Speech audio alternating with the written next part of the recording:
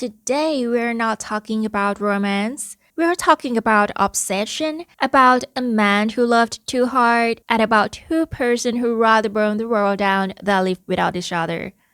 Welcome to Vanadis Academy. Actually, welcome to Wuthering Heights.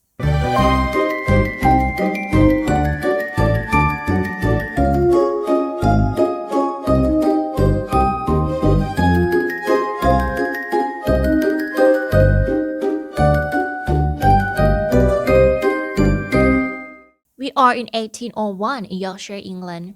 The land is cold, the wind is bitter, but honestly, people are words. On the radar, Mr. Lockwood, he's looking for a peace and quiet place, so he rents an Airbnb called Thrushcross Grange. Sounds lovely. But here's the catch. His landlord is a man named Heathcliff, and Heathcliff lives 4 miles away at Wuthering Heights. Okay guys, pause.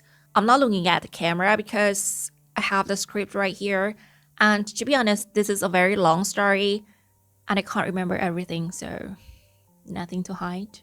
At Lockwood, he decides to play a polite tenant. He visits the heights, and he finds a house that is like a fortress. Thick stones, trees bent sideways, and front door that practically screams, "Go away." And then he meets Heathcliff himself. Heathcliff, he's dark, silent, and carries himself like a gentleman, but he doesn't smile. He just stares. Inside the house is all heavy wood, drying meat hanging from the rafters, and dogs that look like they are waiting for a reason to bite.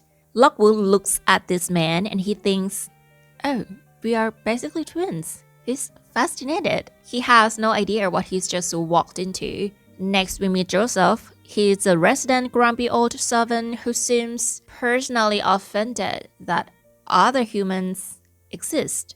At Lockwood, he's trying to play a nice guy. He reaches out to pet one of the dogs. That's a mistake, because the dog doesn't want to scratch. It wants a limp. Suddenly, Lockwood is in the middle of full-blown canine riot. He screams for help, but Heathcliff and Joseph stand there, laughing like watching a comedy, until a housekeeper charges with a frying pan. Bless her. And that's when the dog backs off. Heathcliff finally offers him a glass of wine, acting like the last 5 minutes didn't happen. And yet, Lockwood thinks, I should definitely come back tomorrow. What's going on? And the next day, he comes back. He arrives at Wuthering Heights in a blizzard. He knocks, but silent.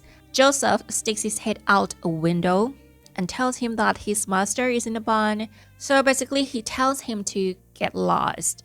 And finally, a young teenager with a pitchfork, very welcoming, lets him inside.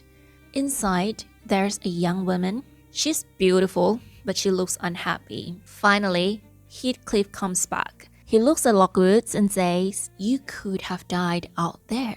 It sounds like a warning, but it's like a wish. And Lockwood, he's still trying to be a polite tenant, starts guessing the family tree.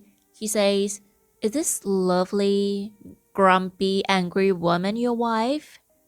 But that's wrong. She's his daughter-in-law, and her husband is dead. Again, is this grumpy guy with the pitchfork your son? Wrong again. That guy is Haddon Earnshaw.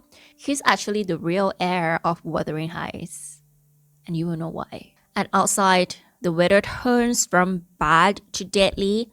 Lockwood finally realizes that he might actually die if he tries to walk home in a blizzard. So he asks for a guide, and Heathcliff's response? Hard no. Even when Haddon offers to help, Heathcliff shuts him down immediately. Lockwood has finally had enough. He snaps. He grabs a lantern and storms out into the night. He makes it about 10 feet before the dogs tackle him again. Come on, you should have learned your lesson. Now, Lockwood is on the ground. His nose is bleeding. His lantern is smashed. And he can hear Heathcliff is laughing from the porch. And finally, Scylla, the housekeeper, saves him again. She scolds the man, throws cold water in Lockwood's face, Scylla sneaks Lockwood into a room that he's definitely not allowed to be in. It's a secret room that Heathcliff has basically placed under a restraining order. The bed is not a bed. It's a wooden box built like a coffin. There is a sliding panels. It's just like a coffin you sleep in. Lockwood climbs in, shuts the door, and notices something creepy. There are names carved over and over again into the ledge. Catherine Earnshaw, Catherine Heathcliff, Catherine Linton. One girl, 3 different lives. Lockwood starts snooping through all the old religious books, but they aren't just for praying. A girl named Catherine used the margins as diary. Through her messy handwriting, we see a flashback of a house falling apart. She wrote about her father dies, her brother Heathcliff becomes a tyrant. I'm not really sure how to pronounce his name, Heathcliff, but I will stick with Heathcliff. I think it sounds nice to say. And about Heathcliff is treated like a servant. So basically it's a portrait of 2 kids against the world. Lockwood reads until he finally drifts off. He starts dreaming random stuff and wakes up to a branch tapping on the glass. Tap, tap, tap. And then he falls back asleep. And this time, the tapping returns. Lockwood is so annoyed. He's half asleep. He rushes out the window to snap the branch. But he doesn't grab a branch. He grabs a hand. It's a small, ice-cold hand. And a shy's voice is sobbing. Let me in. Let me in. She says her name is Catherine Linton and she says she's been wandering the moors for 20 years. Lockwood tries to get her to let go by rubbing her wrist against the broken glass until there's blood all over the sheets. But she just keeps begging. Lockwood lets out a scream, finally wakes him up for real. And his scream brings Heathcliff charging into the room. Lockwood still trying to play cool. He tries to laugh it off as a nightmare about some girl named Catherine Linton. The second Heathcliff hears that name, he looks like he's been struck. He's devastated. He's furious and he's broken. Lockwood senses the shift. He mumbles an apology and gets out of there. As he's leaving, he looks back. He sees Heathcliff alone, kneeling by the bed, throwing the window wide open to a freezing storm. He's sobbing. He's begging the wind to bring back Catherine. Lockwood pretends he hasn't experienced any of that. And the next morning, he flees back to the Grange. And then he calls in Nellie Dean, the housekeeper who has seen it all. He starts digging. Who are these people? Why is Heathcliff so rich but so miserable? Nellie doesn't hold back. She describes Heathcliff as a cuckoo bird. Guys, if you're from Singapore, I'm not saying anything weird, okay? Where was I? Okay, she's trying to explain that Heathcliff is like a cuckoo bird, a stray who shoved his way into someone else's nest and eventually took over the whole tree. So she takes us back 30 years before. The original master, old Mr. Earnshaw, goes on a business trip to Liverpool. He asks his kids what they want. Heathcliff wants a violin, and Catherine, she wants a whip. Is that a red flag? 3 days later, Mr. Earnshaw returns. He opens his coat, and out pops a dirty, starving, dark-haired kid he found abandoned on the street. And this is where the house goes into an immediate meltdown. Mrs. Earnshaw, which is his wife, is furious that her husband brought home a starving stranger. And the kids, they are angry because their gifts are lost in the process. Nellie actually leaves the boy at the stairs, hoping he'll just vanish by the morning, but he doesn't vanish. Old Mr. Earnshaw loves him so much and names the boy Heathcliff, after a son that he lost. And suddenly, the stray kid is his favorite child. The house splits into 2 camps instantly. Team A, Catherine and Heathcliff, they're obsessed with each other. Team B, Heathcliff, He spends every waking hour hating the boy who stole his father's love. Heathcliff is a strange kid. He doesn't cry when Hightley beats him. He doesn't complain when Nellie insults him. He just absorbs the pain and waits. But then the measles hit. Everyone is sick and miserable, while Hailey and Catherine are screaming for attention and being difficult patients. Heathcliff is silent. He doesn't cry, he doesn't complain, he just sits there and survives. Since Heathcliff and Hailey can't live together in the same house, Mr. Earnshaw sends Hailey to study somewhere else. One night in October, old Mr. Earnshaw is dozing by the fire. Catherine is leaning against his knee. Heathcliff has his head on her lap. It's the last moment of calm they'll ever have. When Joseph tries to wake the master for prayers, he realizes the old man is gone. Then Hightley returns for the funeral with a surprise. He brings his wife. Her name is Frances. Hightley doesn't waste his time. He takes the master title and runs with it. He kicks the servants out of the main rooms, and more importantly, he declares war on Heathcliff. He stops the boy's lessons, kicks him out of the family circle, and forces him into a hard labor in the fields. Heathcliff is now a farmhand in his own home, but he doesn't care as long as he has Catherine. She's invincible. They run wild on the moors, skipping lessons, ignoring punishment, and living in a world of two. One Sunday, the kids are kicked out of the house for being too rowdy. They disappear into the rain. Hours later, Heathcliff comes back alone. Heathcliff says that they had a run across the moors to spy on the posh kids at Thrushcross Grange, the Lintons. They expect to see royalty, but instead they saw Edgar and Isabella Linton screaming, fighting, and nearly pulling a tiny dog apart. Something is happening here. One of the dogs bites Catherine by the ankle. The servants drag them inside, but the contrast is brutal. Heathcliff is treated like a stray animal. They call him wicked, frightening, and a villain, and he's shoved out into the night. But Catherine, she's recognized as a lady, her hair is being brushed, and she's being fed tea and cakes. Heathcliff watches through the glass. He sees Catherine, his Catherine, laughing and feeding the very dog that beat her.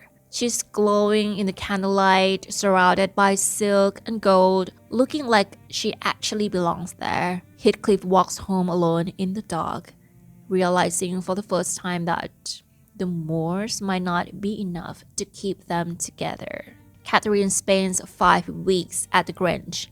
Then she returns on Christmas Eve as a lady. She's refined, she's polite, and she's different. The first person she looks for is Heathcliff, but while she was being pampered, he was being treated like livestock. She sees him, looks at him, and she laughs.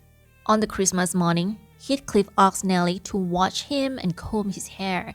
He wants to look good for Catherine, but the Lintons arrive, looking perfect. Edgar Linton, the golden boy, makes a comment about Heathcliff's long hair. Heathcliff grabs a bowl of hot applesauce and hurls it right into Edgar's face. And the room explodes. Edgar is crying. Hightley is beating Heathcliff, and Catherine is stuck in the middle. While everyone is eating, Catherine is crying into her plate. She sneaks to talk to Heathcliff and brings him some food. But Heathcliff isn't hungry. He tells Nellie that, "I'm trying to settle how I shall pay Hightley back. I don't care how long I wait." Time jumps. Hightley's wife, Frances, gives birth to a son, Hatton. But Frances is dying right after. Hightley doesn't take that well. He drinks until he's wasted. He gambles away the family fortune. By 16, Catherine Earnshaw is a legend. She's beautiful, arrogant, and living a double life. At the Grange, she's a lady. She's polished, charming, The Lintons thinks she's an angel, but at Wuthering Heights, she's a heathen. She's wild, rude, and drops the act because nobody there is worth the effort of pretending. Basically, she wants both worlds, but she's about to find out she can't have both. One day, Heathcliff finds Catherine, and he points to the wall where he's been keeping score. The crosses for the night she spent with the Lintons, and the dots for the night she spent with him. And she snaps. Enter Edgar Linton, looking clean, safe, and expensive. Heathcliff storms out, and the tension in the room hits a boiling point. Catherine is so wound up, she loses it. She pinches, slaps Nellie, she takes baby Hatton, and punches Edgar in the face. Edgar is terrified. He says he's leaving forever. Catherine collapses into tears, pulling the vulnerable card, and predictably, Edgar comes back. By the end of the afternoon, their fight has turned into a marriage proposal. One day, Heathcliff is totally wasted. He grabs his toddler Hatton and dangles him over the balcony like he's a sack of potatoes. And then Heathcliff slips. The baby falls. But down in the hallway, Heathcliff is walking in at the exact right moment. He catches the child by instinct. Heathcliff has been praying for Heathcliff's downfall, but he's just saved the only thing Heathcliff loves. He stands there, staring up at the man he hates, probably wishing he'd stay in the barn for 5 more minutes. Later at night, Catherine sits with Nellie in the kitchen. She doesn't realize Heathcliff is right there. She says, "Edgar Linton just proposed, and I said yes." Nellie asks, why? Catherine's answers are all about the surface. Edgar is rich, he's handsome, he's safe. Marrying him means escaping this rotten house and becoming the greatest lady in the country. And it would degrade me to marry Heathcliff. She thinks she can marry Edgar for money and power, and then use the power to save Heathcliff. So she explains that her love for Edgar is like leaves on a tree. It changes with the seasons. Her love for Heathcliff is like the rocks under the soil. Invisible, but permanent. I am Heathcliff, she says. But Heathcliff only heard the first part. The second she said the word degrade, he slipped out into the storm. He didn't hear that she was his soul. He only heard that he wasn't good enough for her. After Heathcliff is gone, Catherine doesn't just cry, she's broken. She goes into a fever so intense the Lintons have to move her to the Grange just to save her life. Catherine survives, but she's more queen than ever. She's refined, she's fragile, and she's learned that if she acts sick enough, no one dares to say no to her. 3 years later, she marries Edgar. One day, Nellie is out picking apples, and then there's a voice behind her. Is that you, Nellie? Heathcliff 2.0. He's gone for 3 years, and the transformation is terrifying. He's a lot taller, stronger, and dressed like a gentleman. He's upgraded, he's rich. He doesn't ask to see the master, but he asks to see Catherine. He tells Nellie, "Go tell her, I'm in hell until she knows I'm back." Catherine's reaction is electric. She completely forgets she has a husband. She drags Heathcliff inside. He admits that he originally came back to kill Heathcliff and then himself. But seeing Catherine changed his mind. He is not here for a suicide mission anymore. He's here for a takeover. Heathcliff is not staying in a hotel or elsewhere. He's moving back into Wuthering Heights. Edgar gives Catherine a choice. Heathcliff or me. Catherine's response? The world-class meltdown. She bangs her head against the furniture, but Nellie, who is officially over the drama, calls her out, telling Edgar it's all an act. Catherine is so furious, she locks herself in the room. By day 3, Catherine is not faking anymore, she's breaking. She looks into the mirror and doesn't recognize herself. She thinks she's 12 years old again, back at Wuthering Heights. While Catherine is losing her mind, Isabella is losing her common sense. Okay, if you already forgot who Isabella is, she is Edgar's sister. Nellie starts to feel something wrong is coming. Isabella's dog, hanging by a handkerchief, nearly strangled, is a calling card from Heathcliff. It's a silent promise of how he treats things that belong to the Lintons. Okay, guys, the dog is not dead. Okay, calm down, people. The dog is not dead. But Isabella doesn't see the red flag. She sneaks out, and by morning, the gossip is everywhere. People see they're together at night. Edgar is so angry knowing that his sister is dating Heathcliff. He doesn't beg her to come back. He just say, she is my sister in name only. She has made her bait. The cuckoo bird has officially stolen his sister, ruined the marriage, and left the Grange in ruins. 2 months later at the Grange, Catherine is alive. She's pregnant, fragile, and drifting. She talks about going home in a way that sounds like a funeral plan. Now, at the Wuthering Heights, Isabella writes a letter to Nellie asking for help. She says she's forced to cook her own food. He tells her she's not his wife, she's a proxy. Since he can't get his hand on Edgar, he's going to make Isabella suffer every ounce of pain he wants to inflict on her brother. Nellie tells Edgar about his sister, but Edgar says no. Now he's trying to protect his dying wife, and Isabella is officially on her own. One day, while Edgar is at church, Heathcliff comes to the Grange. Heathcliff walks into the room. He grabs Catherine like he's starving. He looks at her and sees the truth. She's really dying. She starts attacking him with her last breath. She mocks him for being strong while she's feeding. She demands to know if he'll be happy once she's in the ground. Will he have kids? Will he forget her?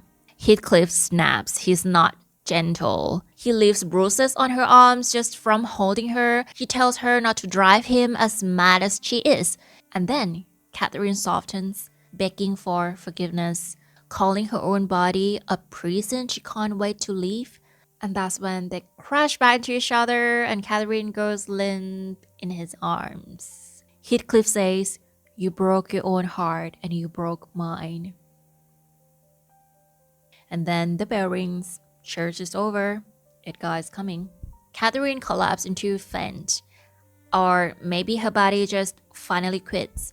Heathcliff, in a rare moment of logic, dumps her into Edgar's arm and tells him, "Help her first, and we fight later." Edgar is being distracted by his dying wife. Then Heathcliff slips out into the garden. At midnight, the next generation arrives. Little Cathy. She's 2 months early. She's tiny, weak, and 2 hours later, her mother is gone. Next morning, Nellie finds Heathcliff in the garden. He already knows she's gone. He starts screaming, slamming his head into a tree until he bleeds. And before the funeral, Heathcliff sneaks into the room to see the body. He opens the locket around Catherine's neck, throws out Edgar's hair, and replaces it with his own. Isabella escapes to London. She eventually has a son with Heathcliff named Linton. 12 years later at the Grange, little Cathy, she's like Linton 2.0. She's smart and spoiled. Edgar never says no to her. She lives in a beautiful cage and she doesn't even know that Wuthering Heights exists. Hailey Earnshaw died just 6 months after his sister. Basically, he's drinking himself into the grave. Nellie goes to the Wuthering Heights and she finds out that Hailey mortgaged every stone of the house to Heathcliff. So, the cuckoo officially owns the nest. And Hatton Earnshaw, the rightful heir, is being raised as a servant in his own home. And now, Isabella sends word from London. She says she's dying. Edgar rushes to London to get her son Linton, leaving Cathy under Nellie's watch. 13-year-old Cathy gets bored. She starts exploring. She jumps the hinge and disappears. Nellie panics. She tracks her down and she found her at Wuthering Heights. Hatton, he's 18 now, he's staring at Kathy like she's an angel. He has been the master of this house only in his own head, but to this polished, educated girl, he looks like a caveman. Kathy assumes that Hatton is a stable boy, but after she finds out that Hatton is actually her cousin, she laughs. She says it's impossible. She looks at this dirty, uneducated man and says, "Papa told me I have no cousins." Soon, Kathy's other cousin, Linton Heathcliff, arrives. He's sick, pale. They are around the same age, but he looks like a toddler. Kathy treats him like a little doll, and Heathcliff, who is the father, sends his servant to demand the boy. And to avoid the fight, Edgar has Nellie sneak Linton to Wuthering Heights in the middle of the night, so Kathy doesn't know. Heathcliff hates his son, and his plan is simple. He is going to force a marriage between Linton and Kathy, and then he is going to inherit the family fortune once they both die. On Kathy's 16th birthday, Kathy runs into Heathcliff on the moors, and he lures her back to his house to see Linton. Heathcliff tells her that your father hates me. If you want to visit Linton, you must visit in secret. Kathy begins a secret pen pal romance with Linton. So basically these two persons fall in love, smuggling letter back and forth, and when Nellie finds out, Nellie burns the letters. Kathy is cornered by Heathcliff again. This time he says Linton is dying of a broken heart because she stopped writing. Kathy ignores Nellie's warnings and heads back to Wuthering Heights to save her dying cousin. She doesn't know that she is walking right into Heathcliff's trap. Nellie tells Edgar, and Edgar immediately bans Kathy from Wuthering Heights, saying Linton must visit the Grange instead. He doesn't realize that Linton is far too weak to travel. A week later, with Edgar lying on his deathbed, Kathy goes to meet Linton one last time. Linton collapses, sobbing that Heathcliff will kill him if Kathy doesn't marry him. Before Kathy can react, Heathcliff appears. He lures them into Wuthering Heights, then locks the doors. When Kathy fights back and bites him, Heathcliff responds with brutal violence, slapping her until she's stunned. He tells her, "Your father will die soon, and I will be your master." Heathcliff keeps them prisoner for days. He forces Kathy to marry Linton. He wants Edgar to die, believing that his daughter abandoned him. Kathy escaped through a window and reaches the Grange just before her father dies. Edgar dies in peace. The moment Edgar's gone, Heathcliff's lawyers take over. Because of the laws of the time, Kathy now owns nothing. Everything she had belongs to her new husband, and therefore to Heathcliff. Heathcliff arrives at the Grange to claim Kathy like a piece of property. Before taking her away, he confesses something terrifying to Nellie. He bribed the grave digger to open Catherine's coffin just to see her face. He has arranged for their bodies to mingle in the dirt when he dies. Heathcliff drags Kathy back to Wuthering Heights, isolating her from everyone she loves, while he waits for the day he can finally join the original Catherine in grave. And after that, Linton dies. Heathcliff now owns everything. Months later, Lockwood visits the Heights, and what he sees, Kathy is teaching Hatton how to read. There are kisses and laughter. The two orphans have decided to stop the cycle of hate and fall in love. When Lockwood asks to pay his rent to Heathcliff, Nellie says, "Oh, Heathcliff is dead." Heathcliff's plan to destroy the two families failed because, in the end, Kathy and Hatton shows kindness over revenge. The story ends with the two young lovers preparing to move back to the Grange, leaving the ghost of Wuthering Heights behind forever. That's it. Such a long journey. Thank you for listening all the way to the end. If you had fun, hit like, subscribe, and drop a comment. Tell me your hot take because I know you have one. Until then, enjoy reading and I'll see you again next time. Bye!